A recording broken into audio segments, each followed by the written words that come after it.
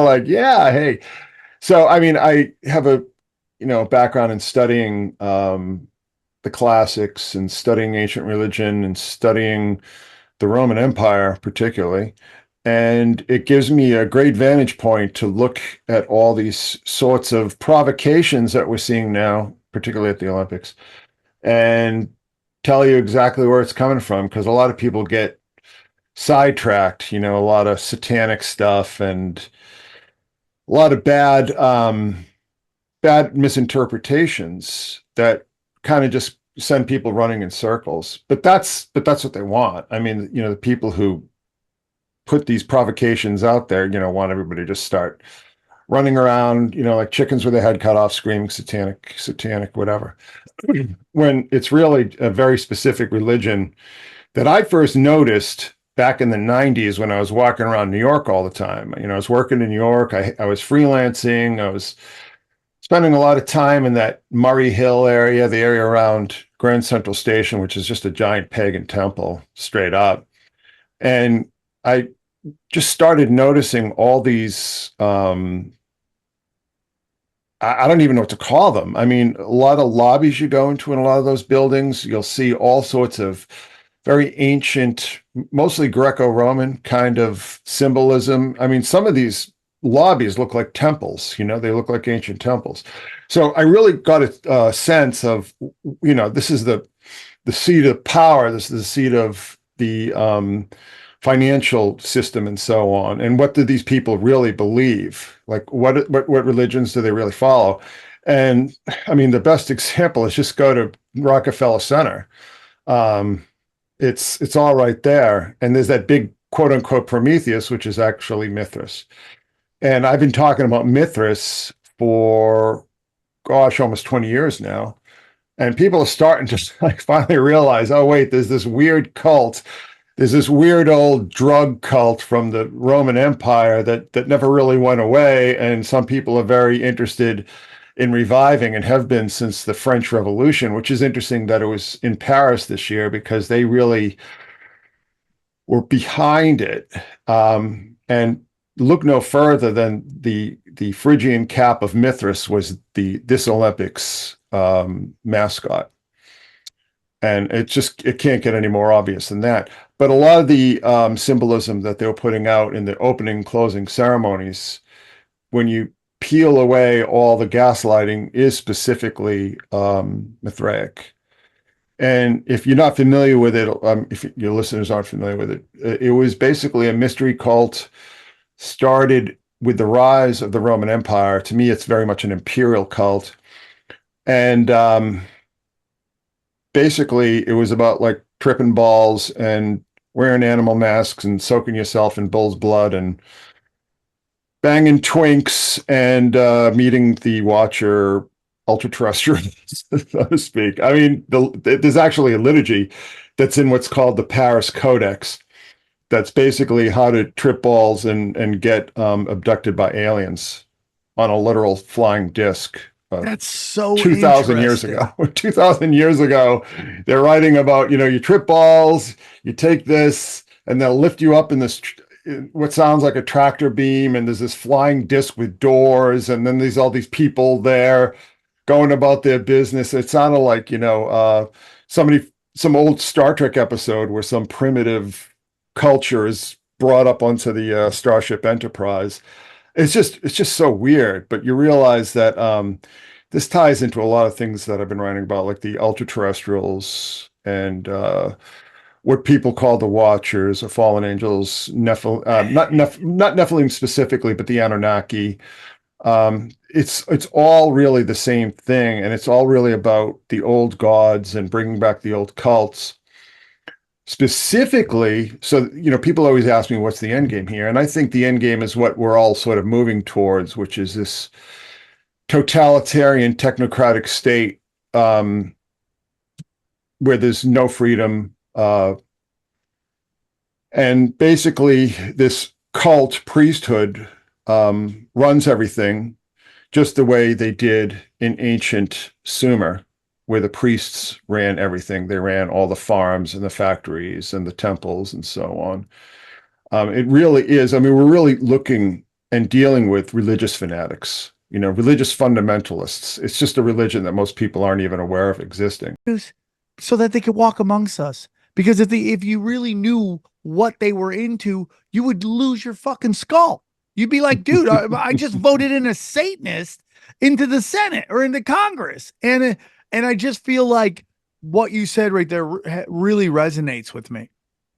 Yeah, they're not afraid of anything anymore. I think all the pieces are in place, and there's no, I don't want to say there's no fighting back because I don't believe that, but I don't believe they're afraid of anybody fighting back. And, we're seeing all they need to do is just gin up some sort of outrage as a pretext for more laws, more censorship, more deplatforming, all this kind of stuff. And, as far as the religion, I mean, it's like, it doesn't matter who somebody's parents were or what religion, quote unquote, they were, quote unquote, brought up in. It's what they follow now. That's, that's really the stickler here. And I don't really, I'm so mind boggled by how blatant and obvious all the symbolism keeps getting, but it's been that way for a while. So, I told you that there's Mithras at Rockefeller Center. The Mithraic cap is on the U.S. Senate seal, along with the fasces, right? Just go look that up for yourself. We can talk about the closing ceremony and the spirit of the Bastille or the genie of the Bastille, whatever. There's a bunch of different things they call it. It's clearly Mithras. I always say when you get to the tippy top of the power pyramid, you're always going to find Mithras there. So it doesn't matter. I mean, Mike Bloomberg, people would think, oh, he's Jewish and everything, but he's got a Mithraic temple in the basement of his world headquarters in London. Yeah. Oh yeah. You can go visit it too. Actually, some of my patrons visited it, took some pictures. It's right there. I mean, and not only is it there in his basement, but he moved it from like across town. You don't put a Mithraic temple in your world headquarters just on a lark. It's not there for like to be a tourist trap. That's a statement. And you see it just more and more. Like I said, when I really started, I did 3 videos. So I recommend people go watch the videos because it's kind of hard to walk you through it. But all the symbolism in the opening and closing ceremonies, no matter how it presents itself, it all lines up, not only with Mithraism, but related sort of mystery cults and so on and so forth. What I'm talking about. But that whole closing ceremony was so incredibly bizarre. But the other thing too is that these Mithraic cults have a real hatred of women, and we saw that with all the drag race contestants in the Last Supper that they denied was the Last Supper, but what was the Last Supper? Because even the painting they said it actually was based on the Last Supper. Look at that, dude! It's just unbelievable. Oh yeah, yeah. So if you go down to the next one, I was talking about how I think these rituals failed, and I think there are going to be repercussions for that, and there already have been repercussions for that. What do you mean by that? Well, because what these rituals are really is that they're ultimately magical workings. Okay, it's sorcery. It's literally sorcery. It's just sorcery, not like we see in Harry Potter or whatever. It's real sorcery, which is about manipulating image and events and language and so on. So that's what we've been talking about. All these things are high impact events to manifest a certain view and to manifest you allowing them to do what they want to do, because they just have these weird rules where they need our consent to do what they're going to do. Well, they don't need our consent anymore, I don't think. So if you just go down, so there's the cap of Mithras, the Phrygian cap. That's the mascot. And there it is. There's shit. Yeah. Holy shit. Yeah. It's that obvious. It's that obvious. That is so crazy. And who is that entity right there? Mithras. That's Oh Mithras. my God.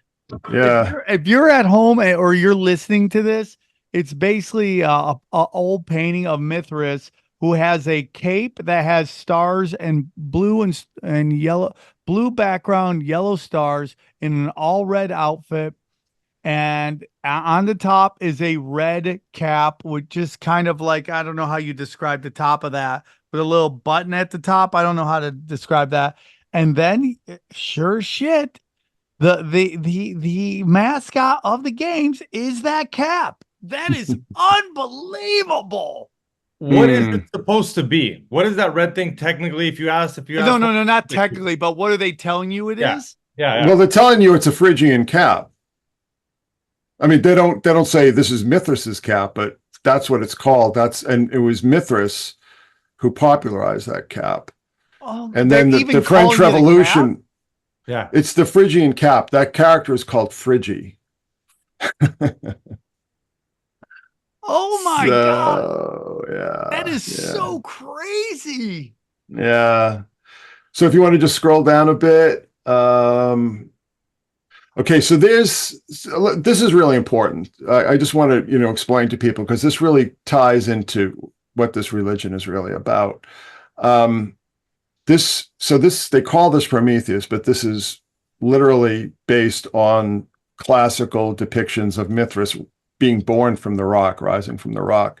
And he rises above the zodiac because he's rising above the prison of time, and that's the flame. You see, there's the flame. He's the light bearer. That's the real Lucifer right there. And actually, there's another depiction of Mithras called Mithras Phanes, and Phanes literally means Lucifer. And Just real quick, so people that are listening know what we're looking at is a statue, a gold statue, and it has what looks like a mountain, but it might be a flame. Is that what you're telling me? He's no, rising above. it's the rock. He's born from the rock, Okay, okay, and he's and carrying the flame, and he's rising above the zodiac. And we see this in any number of depictions of Mithras because he's freed from the bonds of time, which is the ecliptic, where the sun rises. and he's a twink, so that lines up with what we've talked about earlier. So Yes, yeah, yes, there there we we go. go. So just go down. So I mean, this is what it's based on is Perseus, okay? Um, Perseus, the Greek hero who is seen in the stars above the zodiac. So we see Gemini and Taurus and Aries and Pisces and so on. So he is seen as the figure who rises above time, transcends time. And that's kind of the purpose of that. Next to him is Andromeda. And this is also Saturn. So you can go back down. So the thing with Saturn worship is really about the fact that Saturn was seen as the outermost planet. It's the farthest planet that can be seen with the naked eye. So before they had telescopes, this was the outermost planet. So the whole point of Saturn, and I think something that gets lost, is that he's like the final boss. He's the final boss of the gods, of the archons, right? You have to get past him because this whole belief in the ancient world that, if you die and you follow somebody like Mithras, your soul will ascend to the stars. But in order to get to where you want to be, which is one of these constellations like Perseus or Cepheus or so on, you have to get by Saturn. He's like the final boss, literally like the final boss. So that's really the whole point of all the Saturn stuff that you see out there. And I think that's kind of gotten lost. The hymn to Apollo, which is actually Apollo Mithras. This is a depiction of Lyra. I mean, it's going to get real granular. We can just sort of skip a lot of this stuff. But if you go down. This Whoa. everybody's seen this, right? On the left, Yeah. the Last Supper that they did at the opening ceremonies.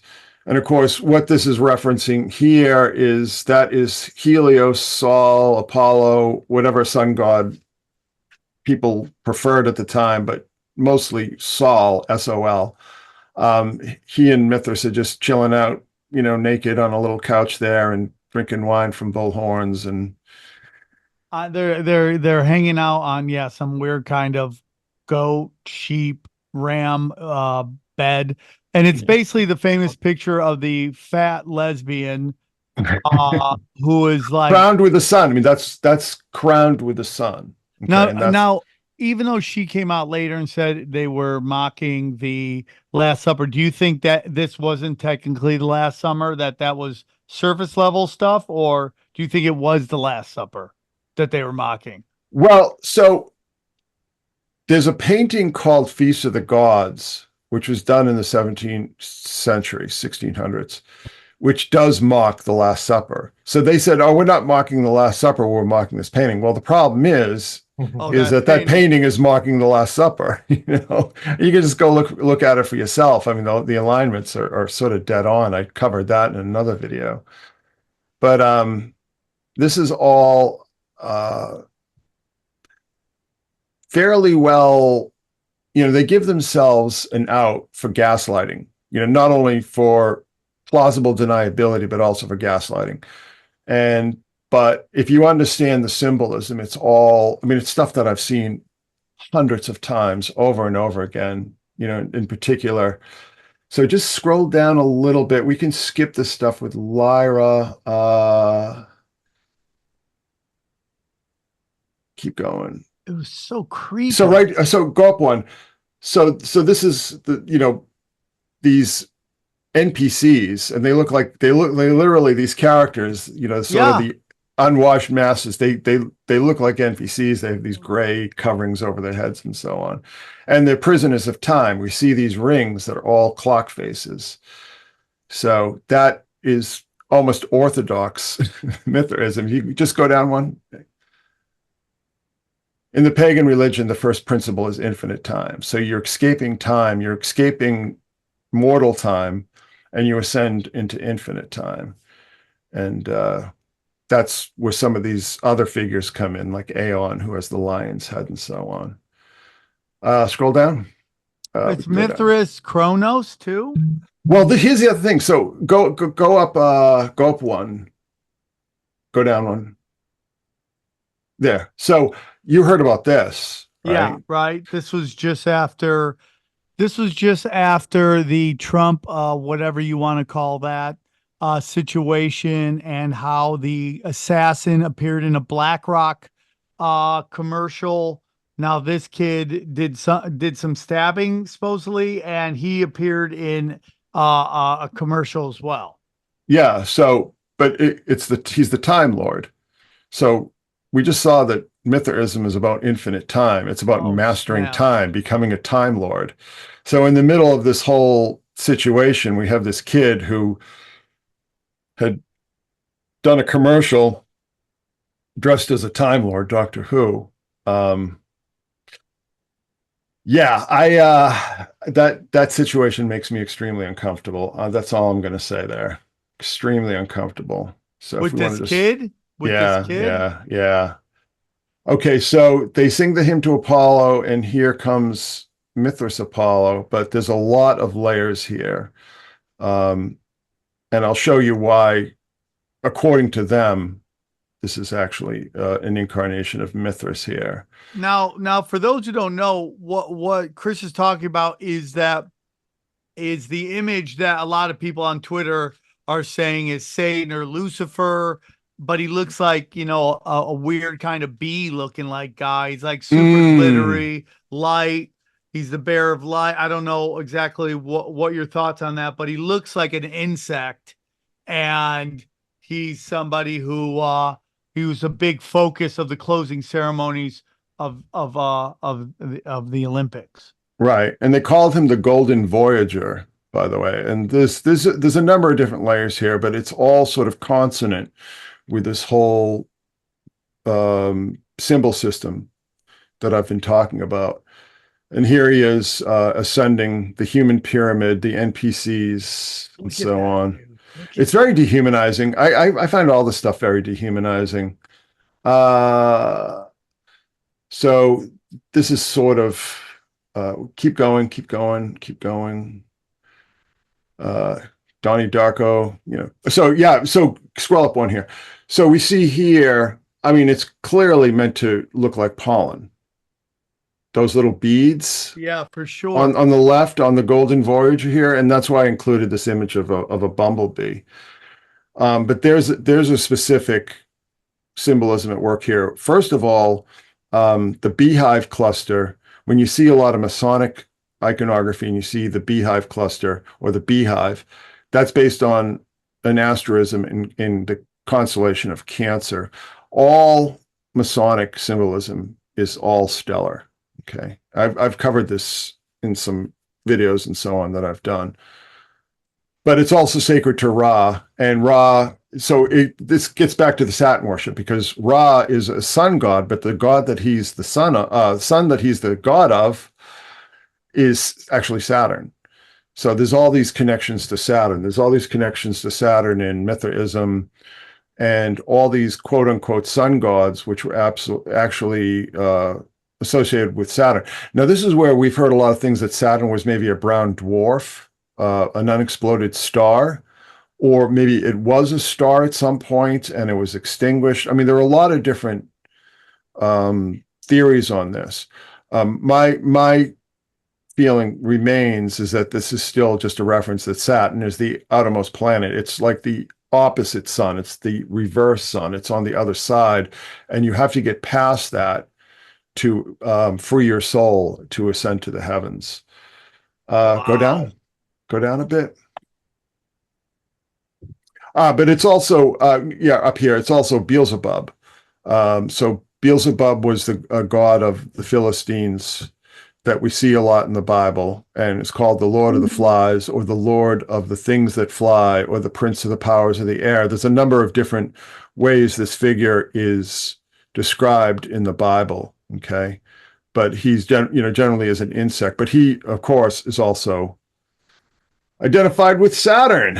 Yeah, so it's just Saturnian. That's why I called this the Saturnic rites, of the Olympics. Oh man, look at this, dude. This Yeah. is crazy. Yeah, and this, I mean, I guess we'll see this. I got this from one of my followers on Twitter, had posted this in response to a thread that I'd started.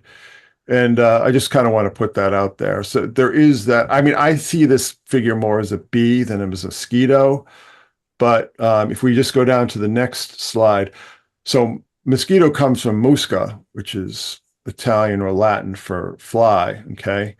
And Perseus, which I showed you as Mithras, has the head of Medusa, okay? And that's Algol, which is the eye of Horus, the demon's head. There's a number of different names for this.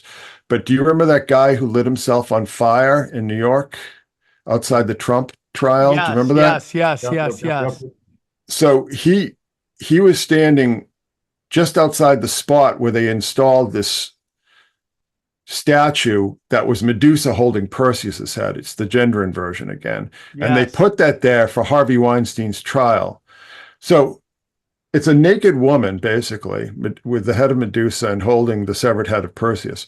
So explain to me, if this was like in tribute to Me Too and all these women who had been sexually abused by scumbags like Harvey Weinstein, explain to me how you pay tribute to that by having a naked woman standing in the middle of a public park. I mean, dude, well, listen, I don't know what it is, but these feminists love getting naked and protesting like that's hurting us. I mean, they always do that. They did that in the airport. She went nuts, got buck naked, wanted to fight all the black guys. And then that chick at that painting, she got buck naked.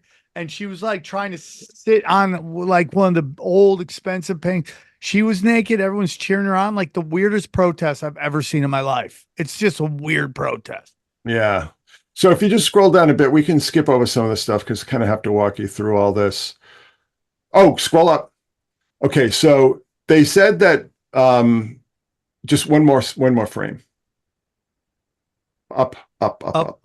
There we go. Okay. So this is the explanation. The character was inspired by a number of references from France's historical heritage, starting with the spirit of the Bastille, according to the creators. It also references the Genie de la Liberté, which was also called the Genie de la Bastille. It's a bronze statue cast in 1836 by Auguste Dumont The statue represents liberty and surmounts the July column in the Place de la Bastille in Paris.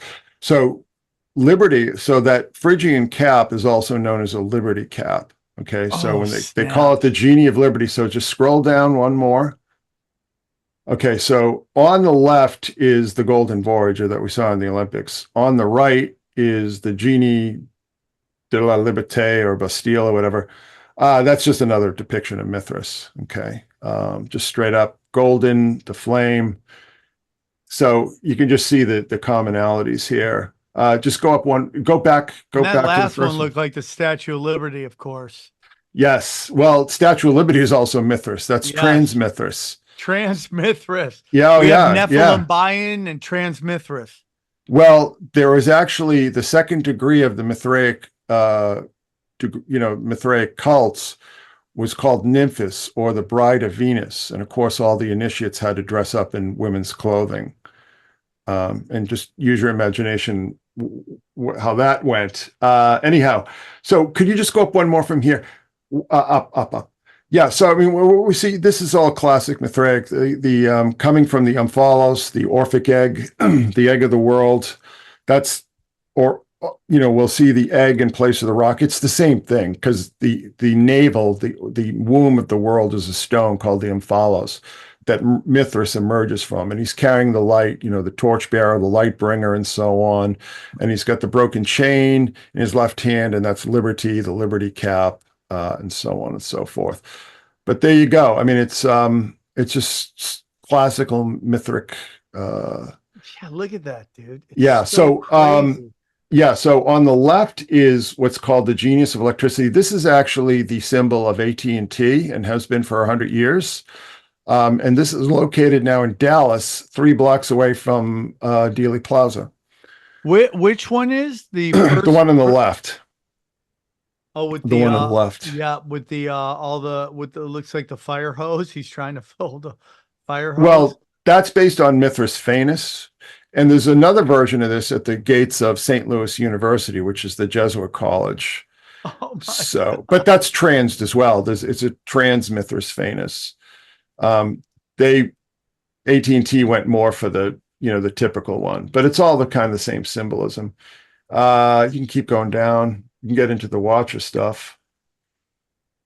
Oh, and here is the famous rider on the pale horse, which people were talking about. Which is a woman. Okay, it was a horse woman.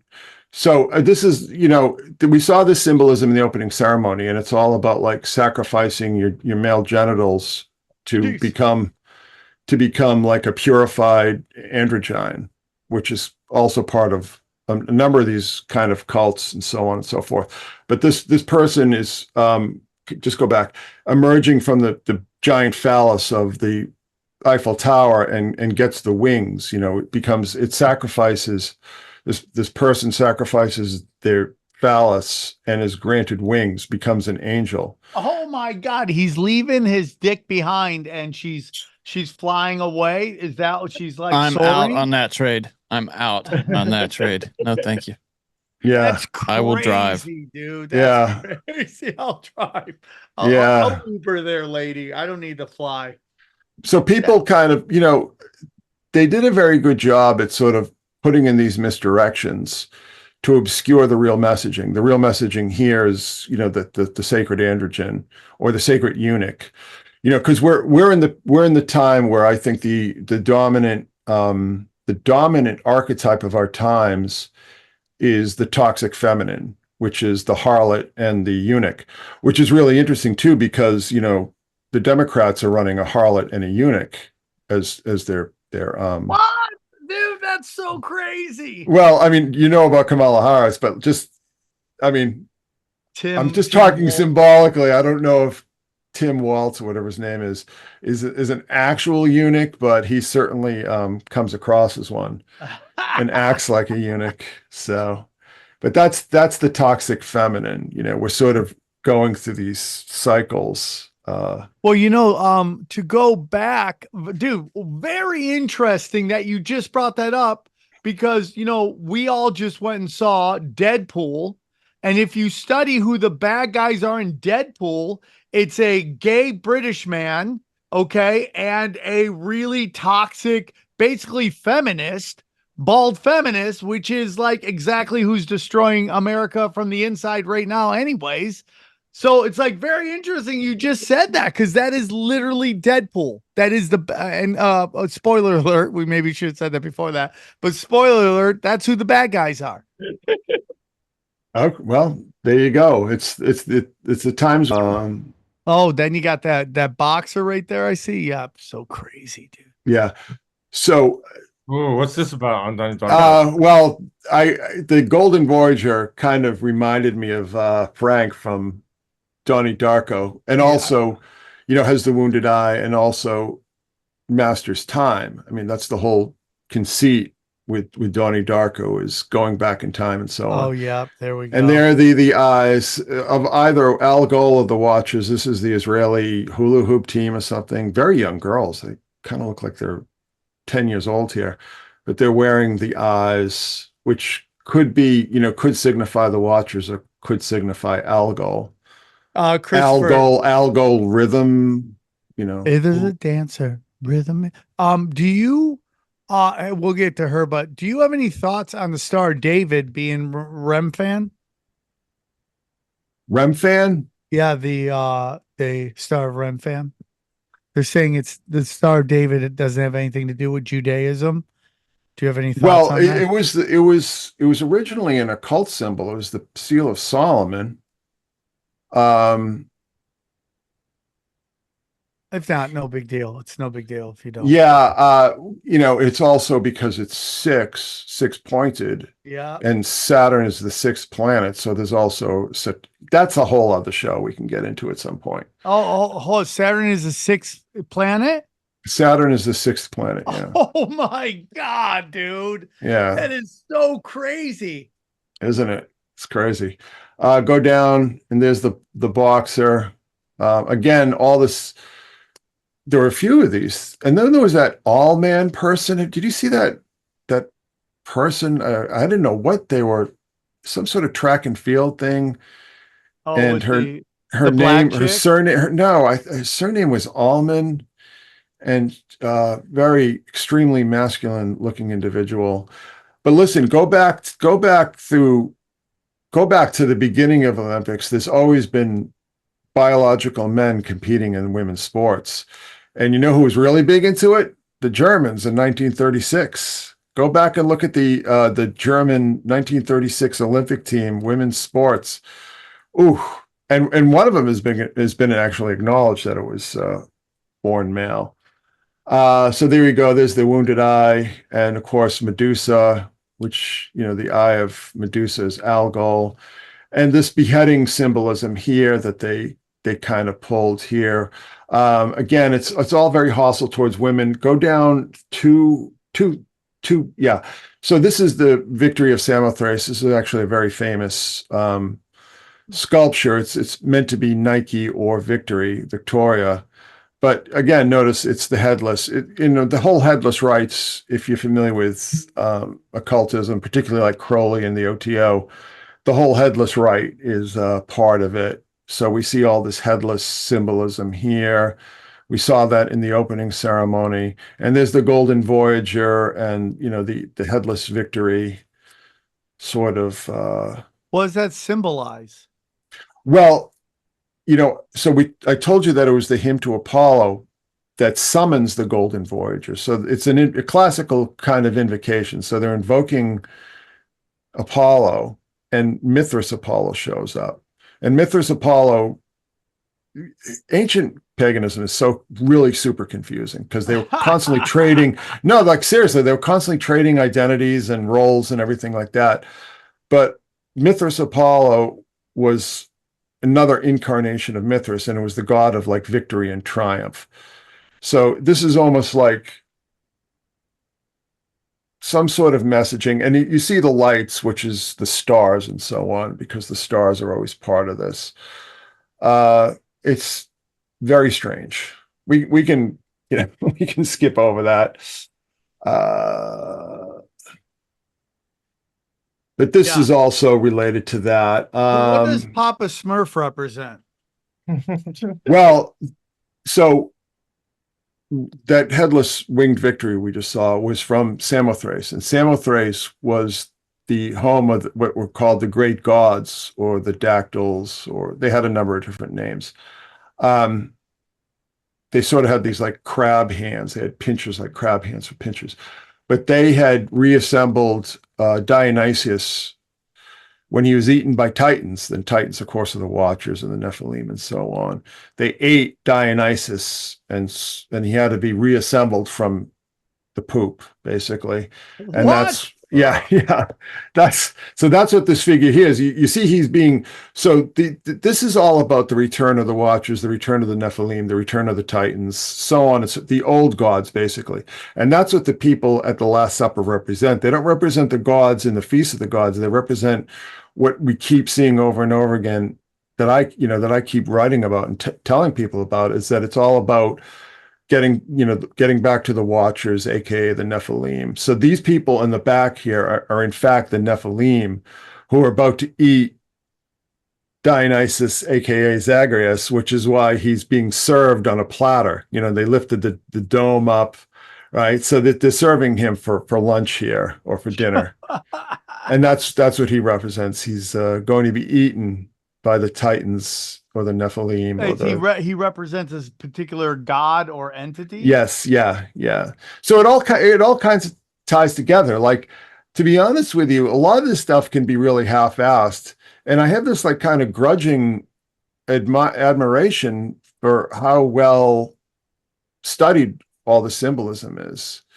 You said that. Do you think anybody there, do you even think 10% anybody in there that's participating knows what's going on? No. I think the people who they're signaling to know what's going on. Oh, yeah. The thing that I've said for a very long time is that a lot of times people think that this is being sent at us. And that's where you start to hear, these concepts like revelation of the method and so on. I don't believe that at all. I think that they're speaking to each other. They're signaling to each other. It's like when Balenciaga, when that brand came out, it's not towards you, it's towards the elite that know exactly what they're looking for, and they know. Excellent. That's for us. And it's also like if you're you advertise your customers and they know their customers are a bunch of pedophiles. I mean, if you're advertising, you do marketing to people you're trying to market to. Yeah, and there was that guy whose nutsack came out of his right down here. That was Nephilim. His little nuts. hot pants, and he was standing next to that little person. I'm not sure what the gender was, but they were. Of course, he had to be standing next to the child. When his nutsack comes out. Was a child or just a really young-looking woman? It could be a child for sure. It was definitely a child. It was probably a little trans boy. Considering what the kind of imagery here, and the mocking of Christ is the figure on who's in Judas's place, right, in the Last Supper, on the right there. That was the black trans, the go-go dancer. No, the one with the beard and the long blonde hair and doing right there. Yeah, that was the mockery of Christ. So you say the Daisy Duke trans is Christ, not the fat chick with the sun? No, that's Saul. So basically, Helios Saul was a Titan. Okay, Helios was a Titan. The sun god of the ancient world was actually not a god; he was a Titan. And this is why I'm saying this is all about the Titans. All right. So that's Helios supplants Christ. Christ is put in the role of Judas, the traitor. Okay, that's what this is all saying, because what they're all aiming towards, and you'll see this over and over again in just so many venues, film, TV, these kind of rituals, comic books, so on and so forth. It's all about the restoration of the, for lack of a better term, the Anunnaki or the Watchers. I mean, it's all different names for the same thing. So that's why, Christ is supplanted by Saul, because they see that Christ supplanted Saul. So it's just kind of payback there. Does that make sense? I mean, I know it gets pretty granular. It does make sense. All right. we don't have to get into the Tom Cruise stuff, but I did point out that the Golden Voyager falls, it's this fall from grace. But so, Oh yeah, dude. Yeah. yeah. 100%. It's the Okay. same thing. So let me explain this to you because, when you talk about the Watcher cult, you think like, well, where is it? Like, what's the evidence of it? Well, the evidence of it existing and an organization that people pour a lot of money in for reasons that are rather opaque to me is Lucis Trust. So if you go back and read Alice Bailey's books, particularly early books, she talks about the Watchers, that the Watchers were the good guys. They fell, they didn't fall from heaven. They were sent down to earth by God to fulfill this role. And they're misunderstood. They were sent to the abyss by Michael and the archangels and so on and so forth. But they will be freed. So we saw the same kind of symbolism in Astral World. Okay, I talked a lot about that, how we see that same symbolism in Astral World, because that's, the stage set was Mount Hermon and the circles of hell and so on and so forth. And, we saw it in a lot of the graphics for Astral World and so on. And also Travis Scott, when he did that Fortnite festival, he presented himself as a Nephilim with a Watcher. I'm sure, I don't think he had any idea what he was doing, but if you go back and watch some of that video, you see him as a giant, as Nephilim, and then you see this big floating orb with a giant eyeball in back of him. So just bearing in mind what we saw at Astral World, just realize that there's an entire religious context to all of that. Anyway, so and you don't, and they, I mean, like, I'm not saying these people aren't smart. I mean, they've obviously achieved a certain level of success, which takes some kind of intelligence to make that happen. I would believe. So you don't think they know exactly what they're doing, or do they just the people at the top know what they're doing, because it's just far too consistent, and it's far too accurate. Let's just say, like, it corresponds to the myths on such a consistent basis that it can't be, in my estimation, it can't be accidental. And they keep, like, so we see Tom Cruise and we see the Golden Voyage, and this is, of course, Lady Gaga and so on and so forth. And you notice that she has the pearls and so on that we see the guy singing Hymn to Apollo at the Olympics of. I mean, they just keep hitting these same riffs over and over again, that it's just a question of being patient and looking for the patterns to emerge.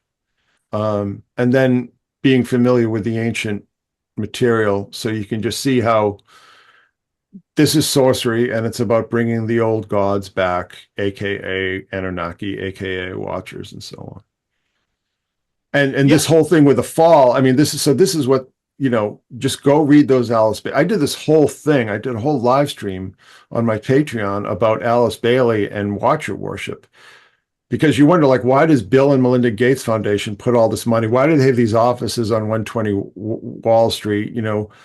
Who is this person? Who is this group? Where do they get all the money they get? Well, in my view, they are placeholders. Okay. And this has been a plan that's been going on for a long time, that Lucis Trust and so on, and now these Alice Bailey books are the sacred texts of this Watcher cult. And if you don't believe me, just go read them. It's right there. I mean, she doesn't disguise her agenda whatsoever. She said the Watchers, and she calls them the Watchers, were the good guys. And they were tasked by God to sacrifice themselves, to come down to earth and to teach mankind, all these sorts of things. So it's not, you don't need your secret decoder ring. It's actually shocking to me how much of this stuff is actually really open, and people just don't put the pieces together. And I think one of the reasons people don't put the pieces together is that you have all these sort of quote unquote influencers who just rush in and say, oh my God, this is all satanic, this is all Satan, and so on and so forth. And it's like, well, it's satanic with a small s, let's just say, but it's not Satanism, because Satanism is just a lot for perverts and losers. I said this before. It's just a bunch of goth guys trying to pick up fat chicks. That's all it is, dude. Bunch of Dungeons and Dragons guys picking up fat goth chicks. That's all the Satanism is. D&D guys. Well, it's really amazing. I don't know if you know John Michael Greer, but he did this really interesting piece talking about how like Wicca and all these occult groups were really just like sex club for ugly people, you know? And all the other, all the gobbledygook and the woo-woo and all the rest of it was really just window dressing, because it was really just about drugs and sex. And arguably, you could say the same thing about the Mithraic cults. It's just a bunch of dudes going into a cave and tripping balls and, banging twinks, pretty much. So, these poor twinks. Yeah, they just never get a rest. Twinks versus everybody. They're just trying to live their lives. So one of the things that I did talk about, Sam, is I was talking about how the opening ceremony of the Olympics I saw as a failed ritual, as a failed working. So it's a ritual working. So, I mean, we're familiar with this, and there are all sorts of iterations, from exoteric to esoteric religions, where you're sort of launching an enterprise, and you want the sponsorship of your gods and so on. So I believe very strongly that was the modus operandi of the opening ceremonies, but I think it failed. And all we started hearing all this bad news coming out of the Olympics, and all this kind of controversy, and like the negative stories and just the flat out ridiculousness kind of overpowered the positive stuff. And then, you see that like Paris was just basically a ghost town, and this whole project is just a complete financial washout. So I really believe, I mean, to me, it's encouraging, because I think I see a lot of these events that I've written at, and you look at them in the context of when they were performed, I see them as, like I said, as ritual workings meant to launch an enterprise. And go back to things like Highway 91 Festival in Las Vegas back in 2017. What else? All these Olympics, all these VMAs, all these Oscars. I mean, I've been keeping an eye on this kind of symbolism since the 90s. And back then it was mostly Masonic, right? And then they started getting like to the whole Egyptian stuff. And then they started getting into like all the occult stuff. And that's when people like Jay-Z and Rihanna and all these kind of people started bringing in all the occult and Masonic stuff. And I really believe that this was really a major recruiting drive for Prince Hall Masonry, which is an all black. Because when we saw all this stuff, when we saw people like Jay-Z doing Rockefeller and all that kind of thing, all the hand signals and all this and stuff like that, it was really a way to drum up interest in Prince Hall Masonry. And then I'm hearing a lot about this thing. Are you familiar with, what is it called? The Boule? Boule. Boule? Yeah, which is the basically the black versions of the Skull and Bones. Yes. So I think that this was all very highly targeted. And if you notice it all was timed to coincide with the Obama administration. Yes. You know what I'm saying? So I really do start to wonder, like how many people involved, these people getting elected or becoming prosecutors and stuff. I mean, how many people are involved in this whole program that really started with Obama? Brad Binkley, who is on the show all the time from the Propaganda Report, he was talking about the Fannie Mae. Is that the prosecutor in Georgia? And how basically the entire like prosecuting office of that group is like a black sorority. Mm, and it's all like secret society shit, and you're either yeah. in it or you're not in it, and it's like goes all the way through. Yeah. Yeah. I So totally believe it. Things have really changed in many ways, but I also think this is why we see this kind of, sense of impunity, like sense of, daring people to react to it because they understand that they've put all their people in all these sensitive positions, and positions of influence that will protect them. You know what I mean? I mean, it's all for got decades they've been doing that slowly but surely. It's like, just imagine if you had you had a house and you got a housekeeper, right? Or an assistant or something like that. And that person slowly but surely every day just fixes one little thing, flips one little thing, flips one little thing. Well, eventually over time, it's completely a different house. They've hmm completely slowly changed everything because you're not watching them do it. And that's what mm, they've been doing. This isn't like a couple year thing. This is a decade long thing of a small incremental movement to co-opt America at every single level, and they're in no hurry. It might take generations to do this. So if it's not done in our generation, we die off. We don't care because we know the next generation is incrementally moving this movement forward. yeah. But I totally agree with that. But the only thing that I would add to that is that I think this whole religious program is really at the core. One thing that I've noticed, and it's not even religion, it's cults. It seems like nothing really ever gets done big without some sort of cult involved. And I'm not exactly sure what this says about human nature, but if you really want to take over, a government like the United States or a country like the United States or China or Russia or whatever, um, you need a core of fanatics, fanatical cultists. You have to have that kind of concentration because otherwise, I think the energy kind of gets dispersed because people have different motivations and so on.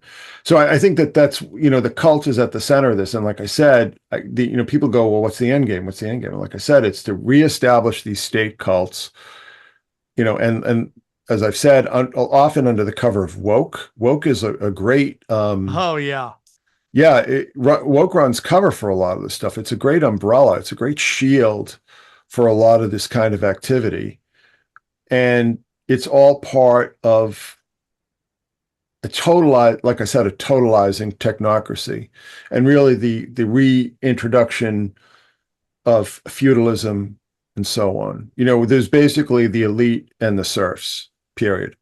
Look Yeah. at the amount of energy that they put into just destroying the middle class is just really astonishing. And most people just want to live their life. That's how they can operate because we aren't pushing back. We just kind of like, hey man, can we just live our lives? And they're like, oh yeah, but they're still just pressing and pressing and pressing to the point where again, we've talked about this many times, like, okay, it's totally occult symbolism, paganism, whatever you want to call it, right? But it's also like, I almost think like everything is an intelligence agency sorcery trick, which leads into secret societies and at the end of the day, bringing back the watchers. But I go like, do you think there's ever a revolution that just happens naturally?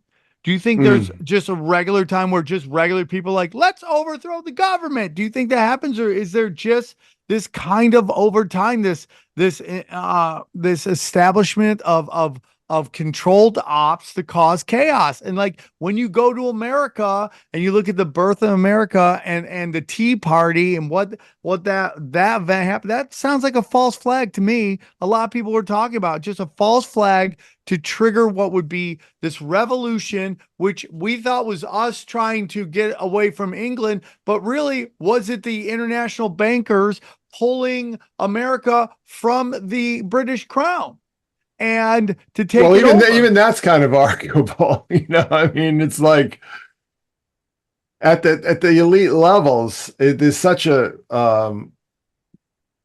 lack of demarcation right? I mean, the boundaries are really hard. Once you start getting up into those elite levels, where is the difference?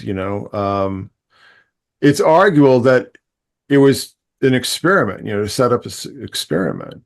And now, obviously, the experiment's finished, and they have this new agenda that is rapidly coming into place.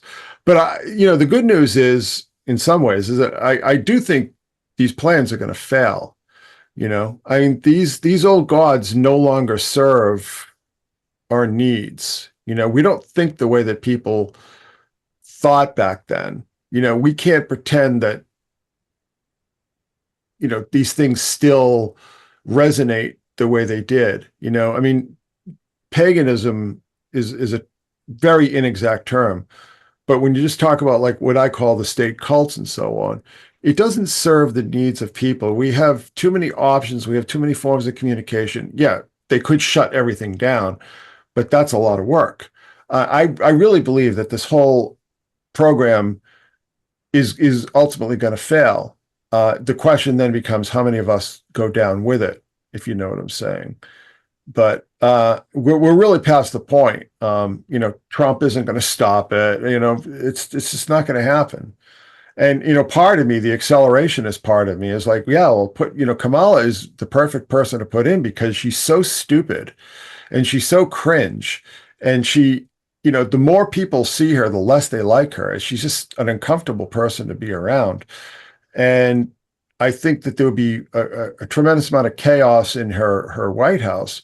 So maybe that's really what we need. It's like, you got to lance the boil. Stop putting the ointment on it. Stop pretending that we can turn back this train that's been speeding down the tracks. Just rev it up so it crashes faster. That would obviously have repercussions for all of us. But the sooner, see, part of the appeal or the mystique of these people is operating in the shadows. When this stuff comes out in the open, it's so cringe. Hey, can you undo this, Xavier, so we could? Yeah, there we go. Okay, it's so cringe, and these people are often just ridiculous. Like, they're just masters of cringe.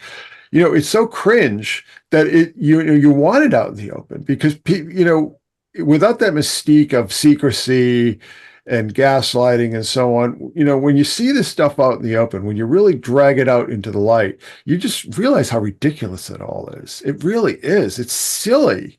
All this cultism, it all comes from like just drugs and sex, really.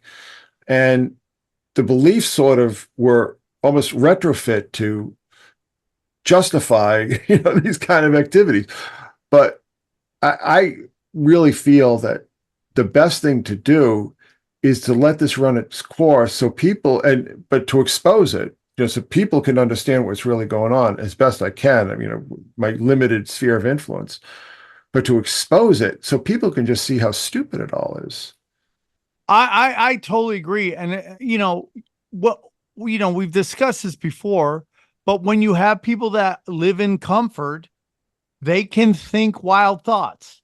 And it's until life gets really real that they are going to have to understand what they're in. And it's like, maybe this is mankind. Listen, I don't like war. I've been anti-war since I was a child. I don't want war. I don't want any of that. But maybe this is what happens to humanity when you just have generations doing well.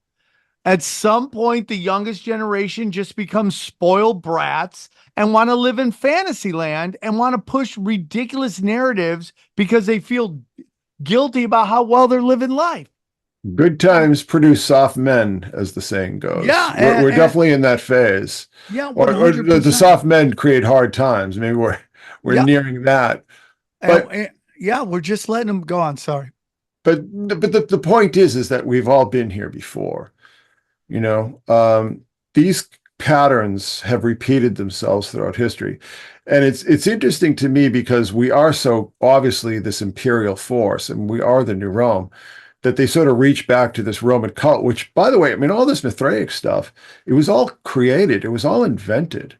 It wasn't some sort of outgrowth, some natural outgrowth. Yeah, there is a figure called Mithra or Mitra from Zoroastrianism, right?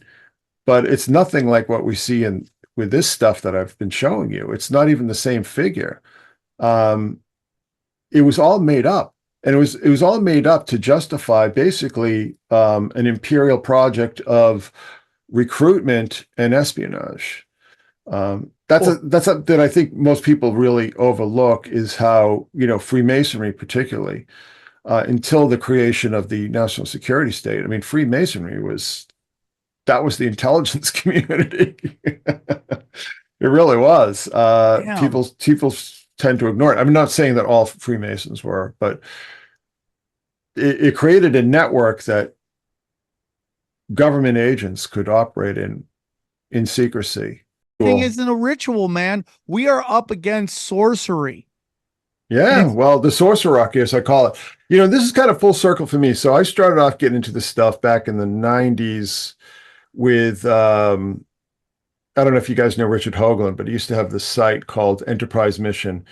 And I don't know who did it, whether it's him or somebody like Mike Barr or somebody, but they did all the stuff showing that all these NASA missions were all coordinated with like the movements of Sirius on the horizon, 33 degrees above the horizon. It was all like really precise coordination between all these different NASA launches and the movements of these constellations, Orion and Sirius and so on. And it's going on from that, you just start to realize that everything that NASA does, and even SpaceX does, is ritually timed. It's if not actual ritual, it's ritually timed. I mean, I think that NASA and all these other programs exist to test intercontinental ballistic missiles. I think that's what NASA's job really is, to get around all the test bans and so on. And also to funnel money into black ops operations. If you're like, we need $50 million today to, so we can go live on Mars. And you're like, oh, okay, here you go. How much of this is going down to destabilize Latin America? How much is this going over to destabilize the Middle East in these black ops operations? And it's a great money laundering way. Nobody's looking for receipts. Hey, dude, how much? I need to see the receipts on the space laser that you're working on. And if you go back to Elon Musk, he just shows you everything that he does. Like everything about him is Baphomet. Everything from the logo of the Tesla that Johnny drives. Okay, it is a Baphomet logo. It is Baphomet. If you look at the worst costume ever, Captain Baphomet. He went as Captain Baphomet for Halloween. Like what is that? What are we doing here? And it's just, well, he was the guy from. To be fair, he was the guy from Kung Fu. That he was dressed up as a character from Kung Fu. Okay, that's still Captain Baphomet. No, it was what was the guy's name? Hold on, I'll tell you what it was. But. Okay. Anyways, the point is, all right, that he just shows you the symbolism all the time, and what we need. Okay, we as mammals, that's what we call ourselves mammals. We always have to have an alpha. We have to have an alpha, and we have to follow someone. And it's like what Pike said, when they need a leader, we'll supply it. So they keep supplying us these corrupted guys that eventually let us down. I mean, it's just the way it is, because normal people don't want to run for president. They just want to pay their bills, take care of their family, and get laid once in a while. That's really all they want. And it's only a certain type of psychopath that goes for that kind of glory. It takes a certain type of person. And that's why all of these, everything is data, dude. Everything is we're crunching data to find out who the cuckoos are, who the psychopaths are, who the people will do whatever we want them to do for money and power and glory. That's it, dude. That's what all these kids programs are. That's what all the data on these social medias are. That's what all this data on these porn sites are. They know who they're looking for. Not going to help the cause, but the character was called the Devil's Champion on Kung Fu, and that's the costume he's got on. I think it's a play on word. Yeah, the old Kung Fu series? Yeah, from the 70s. Oh. Yeah, I think it's a play on Devil's Advocate. I think, but yeah, that's being generous. Well, the one thing, getting back to the Olympics, that golden voyager that we discussed, I'd have to see a really good picture, but it seems to me that like its groin area was Baphomet. Like it was the head and horns, like the horns were the hips and the head was the groin area. I'd have to look at it a little more closely, but I did keep seeing Baphomet there, which is an interesting place to put it. Yeah. So when this woman writes the book about the fallen angels were actually the good guys, what is Alice her Bailey? argument? Yeah. What was her argument for that? Do you remember? Because I said so. I mean, it's, it's interesting because a lot of her, one thing a lot of people like that do, and we see this in the occult, we see this in the New Age and so on, is that they'll really try to just confuse you with a bunch of nonsensical language. So what Alice Bailey do, if you read her books, and people like Kenneth Grant, a lot of these kind of occult people, is that a lot of the language is just like, what are you talking about? Like, wait, what is this? What is this? And then they come in and they go, oh yeah, the Watchers were the good guys. And that's the part that's all, cogent and rational, quote unquote. But, it's the argument is lucid. It's not just this weird barrage of buzzwords that these people hit you with. So, I mean, I'll send you the link to the video, because it's so surreal. But you start to wonder, like, why is the New York headquarters on 120 Wall Street, which is just a giant recreation of the Tower of Babel, basically, or Babylonian ziggurat, and then the European headquarters of the same group is right next to the Ministry of Defense building in London. So it's just like, actually, what's that guy's name? Oh gosh. Or how about the fact that the biggest NATO building is right on the St. Hermes, where the fallen angels supposedly touched down. Like, Mount Hermon, you mean? Yeah, or whatever the name of that is. Hermon. So are you guys familiar with Webster Tarpley? Do you know that name? Yes.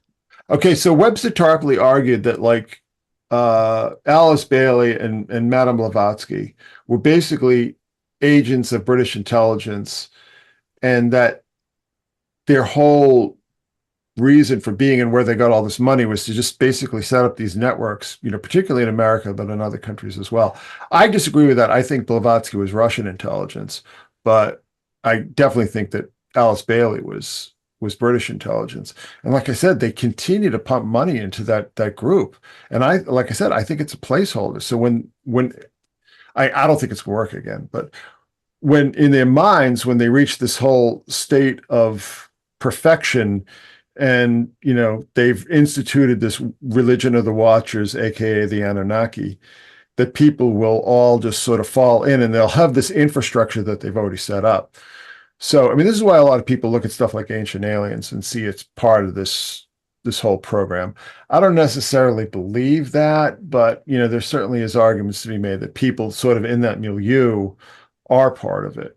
I don't think that Giorgio Tsoukalos is I don't think he's on anybody's payroll except for his own. So, well, it could be pushing a narrative and stuff like that. That regardless of if you think that it's God versus fallen angels, and then you get biblical where we live, you push a narrative of space, whatever that narrative may be, that helps push an agenda too, which is anti-God. That's what I think it is. It gets people to believe in a certain narrative over what religious people want to believe, or Christians want to believe, or whatever the group is. I mean, there's definitely a war on God. This stuff that you were talking about today makes me 100% believe that even more than I did before, that this is just, again, it's just fallen angels and Watchers versus God. And it's just, it's an interesting discussion for sure. And it's at all aspects too. All aspects. They just keep pushing it. And this Olympics was so crazy because there's so much money on the line with when somebody like, I think NBC gets the Olympics, right? And Paris gets the Olympics.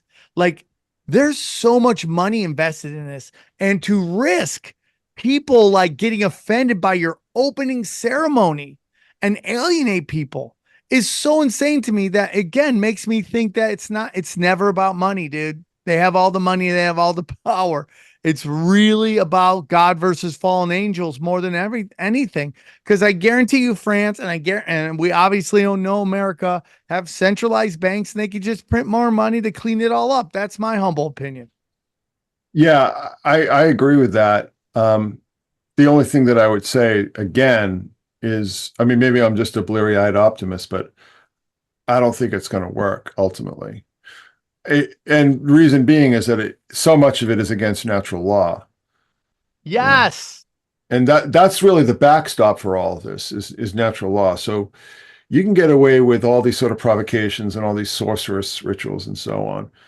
But when the rubber hits the road, if you're not in tune with the way things actually work, you can't go against that. So again, I mean, I think we're sort of fated for a really bad period, right? Like a real crackdown, a real bad period. But I think on the other side of that, but to me, it's almost like these people just need to fail. They need their time up at bat so they can strike out, is basically how I see it. This is why, you've sort of have to let people have their peace so you can argue against it. If you keep suppressing it, all you're doing is creating mystique and creating sort of the sense of the underdog and so on. These people aren't underdogs, and there's no mystique. It's just really dumb, cringe put-ons, really, and they need to fail. But in the meantime, what I try to do and what other people are trying to do is just sort of expose this stuff so we can demystify this. Because I think a lot of this stuff, what it has, even if people don't understand this stuff, they don't know what they're looking at. But they get the gestalt of it, they get the effect of it. And the effect of it is to demoralize us, it's depress and demoralize. Yes. And that's really, what I see so much, like all this stuff in the movies with the wokeness and stuff and these kind of things and all these things they're doing in the schools and stuff. I don't think they really believe this stuff is actually good or worthwhile or will actually work in the future.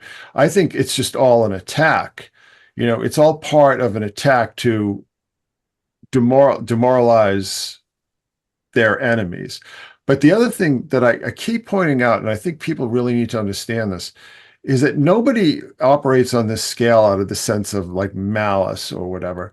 The real danger is that people who have too much power and mess around with this kind of stuff, but think they're doing it for the greater good. Because every catastrophe in human history has been carried out for the greater good. Yeah. Do you understand what I'm saying? 100%. That's every tyrant, every dictator, every genocide, it's always like, well, this is for the greater good. Yeah. And that's the real problem. And that's why I say, stop talking about the Satanist stuff, because first of all, everybody just instantly dismisses you, particularly people who you want to reach. And second of all, it's like, that's not how they see themselves. They don't see themselves as like the bad guys in someone else's story. They see it the exact opposite. And that's why like people like Alice Baylor say, you don't understand. They're not the bad guys in somebody's story. They're the good guys, and the winners rewrote the history. And we see this across the board. And that's why in some ways, no matter how dangerous it is, but it's almost like these people have to be given their chance to do whatever they think they're going to do so it can inevitably fail. And then we can get past all this nonsense. Because I got to tell you something. After this Olympics, I was like, I'm so sick of this stuff. Yeah, oh my God. I'm so sick of this stuff. It's so stupid. Oh man. So anyway. I think what's happening in the UK right now will eventually make it to America. And you also have, like, I saw a Muslim woman who's British and she's anti all that stuff. And she's like, these are foreign fighters. And a neighbor opened up a box and it had guns and ammunition in it. So my question is, like, they're really trying to ramp up the chaos. because Yeah. they can make money and they can keep pushing their agendas. Again, it's pressure from above, pressure from below. I just don't think I think it's going to be almost insanely hard to start another race riot. I think people are over the George Floyd shit. I think people are over the COVID shit. I think it's real, and we're gonna see, because what we're hoping for is that people can wake up that Trump and Kamala aren't going to save us, and then we have to save ourselves and stop fighting with each other. But I'm hoping that these people on the left will see what was been done to the democratic process, which is they have no primary. They've had none of that stuff. There's been no votes on it. Nobody knows who, they're talking about all the what's it, primary votes or whatever those things are. Super delegates. The delegates. Nobody knows what delegates gave her and what delegates didn't. They don't know any of that stuff. Any of it. Well, but she's so perfect because, like I said, she's stupid as hell. I mean, that's why they're hiding her from the press, and she's only doing these very tightly controlled appearances because she's dumb. And I think people are going to figure that out before the election. But I don't know. Whoever's going to win is who they think is going to serve the war agenda best, because that's really the main topic on the plate for the ruling class right now, is this whole war project. And you talk about like this whole agenda in England and stuff. It's just classic ordo ab chaos, order out of chaos, problem, reaction, solution. Yeah. They want these 15-minute cities. They want the national IDs. They want the central bank digital currencies. They want full spectrum. They want what they're doing in Australia now, that where you have to get a permit to use the internet and so on and so forth. They want to put all these things in, but they realize that they can't now. So they have to create, intolerable situations for people, so they'll accept all this madness. But like I said, they'll get to that point. They'll put all these things into place, and then everything will collapse anyway. I mean, it's really a hopeless case for them in my regards. I mean, they are going to fail, and it's just a question of like how much suffering you and I and people like this and people around us and just ordinary people are going to have to endure to get to the other side of it. But it is going to fail. And I think, so all this ritualism that I'm always looking at, I don't see it as I've said this for a number of years now. It's a function of anxiety. I mean, they do all these rituals and they're becoming more and more brazen about them because they're afraid. They feel they need some sort of cosmic ally. They need these old gods, that were forgotten several centuries ago. They need to bring them back, to sort of bless their plans and so on. None of it is going to work. None of it is going to work. And they know it. I think they do know it. And I think they're becoming very desperate. And I think that's why we're seeing the kind of things that we're seeing in England, and we'll probably see here, and we're seeing in other countries in Europe. I mean, Germany's even worse than England. So.